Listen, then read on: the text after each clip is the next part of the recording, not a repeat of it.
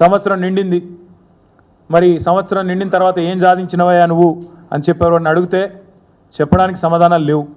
ఏదో పేరుకి ఆర్భాటము హడావుడి తప్ప ఈరోజు నిజంగా చెప్పడానికి సమాధానాలు లేవు. ఇవాళ ఇంటైనా రూపాయి ఇవ్వకపోయినా ఆయన అక్కడ పని మీద పోతే మా ఆడబిడ్డలు ఆర్టీసీ బస్ ఎక్కి అమ్మగారింటికి పోయి అమ్మని చూసి ఆ పక్కనే ఆలయంలో పోయి దర్శనం చేసుకొని మళ్ళీ ఇంటి ఆయన వచ్చే లోపల ఇంటికి వచ్చేటట్టు ఈరోజు ఈ మహాలక్ష్మి పథకం ఉపయోగపడుతుంది. మా అక్కలు నవ్వుతున్నారు, నిజమే చెప్తున్నాడు మా తమ్ముడని. నేను చూస్తుంటే కదా, మాట్లాడుతుంటే కదా అందరితోటి ఒక్కొక్క మహిళకు ఈ వేదిక మీద నుంచి చెప్పదలుచుకున్నా. ఉద్యోగం చేసే ఆడబిడ్డలకు, చదువుకోవడానికి వెళ్ళే ఆడబిడ్డలకు 5,000 నుంచి 7,000 రూపాయలు రోజుకు యావరేజ్గా 35 నుంచి 40 రూపాయలు ఆడబిడ్డలకు సేవింగ్ వస్తుంది. ప్రతి నెల ఒక్క ఆడబిడ్డ ఆర్టీసీ బస్సులో బస్సు కిరాయిల పైసలు 5 నుంచి 7,000 రూపాయలు మిగులుతున్నాయంటే ఈరోజు ఆడబిడ్డలు సంవత్సరం తిరిగే లోపల 1,00,000 రూపాయలు ఆదా చేసుకుంటారు. ఇవాళ ఇంటి ఆయన చేతిలో ఆ 1,00,000 ఉంటే ఆయన సాయంత్రం అయితే బెల్ట్ షాపులు ఇస్తాడు. కానీ మా ఆడబిడ్డల దగ్గర ఆ 1,00,000 ఉంటే వాళ్ళ బిడ్డల్ని బడికి పంపించి మంచి చదువులు చెప్పించి ఈ రాష్ట్ర ప్రయోజకులుగా బిడ్డల్ని తీర్చిదిద్దుతున్నారు. పండగ వస్తే ఆడబిడ్డకు బట్టలు పెట్టాలన్న ఆలోచన ఈ సేవింగ్స్తో చేస్తున్నారు. ఇంటి కిరాయి కొంచెం మంచిగా ఉండాలి, పండుగ వస్తే బాగా చేసుకోవాలని ఈ 5 నుంచి 7,000 రూపాయలు ప్రతి నెల మా వాళ్ళకి ఏదైతే మిగులుతున్నాయో ఈరోజు ఆ రకంగా కుటుంబాన్ని ఆదుకోవడానికి ఉపయోగపడుతున్నాయి.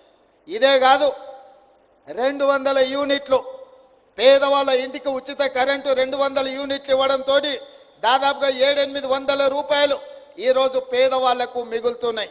అదేవిధంగా 500 రూపాయల సిలిండర్, నెలకొక్క సిలిండర్ వేసుకున్న యావరేజ్గా 500 రూపాయలు అట్లా మిగులుతున్నాయి.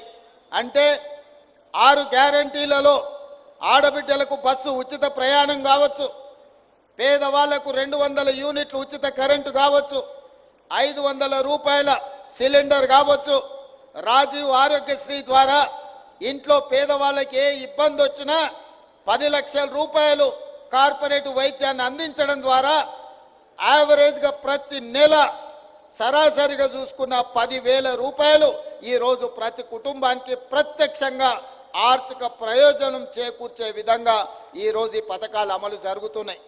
ఇదే కాదు, ఈరోజు బోనస్ ఒట్లు పండించిన వాళ్లకు గతంలో మీకు తెలుసు ఊరేస్తే ఊరేసుకున్నట్టే అని ఆనాటి పెద్దలు చెప్పినారు. ఆ మాట చెప్పిన పెద్ద మనిషి మాత్రం ఆయన ఫామ్ హౌస్లో 150 ఎకరాలలో వరి పండించుకున్నాడు. ఆయన పండించిన ఒట్లలో మరి బంగారం ఉందేమో నాకు తెలియదు, కానీ కావేరీ సీడ్స్ అనే సంస్థ 4,200 రూపాయలు క్వింటాల్కి ఇచ్చి కొన్నదయా.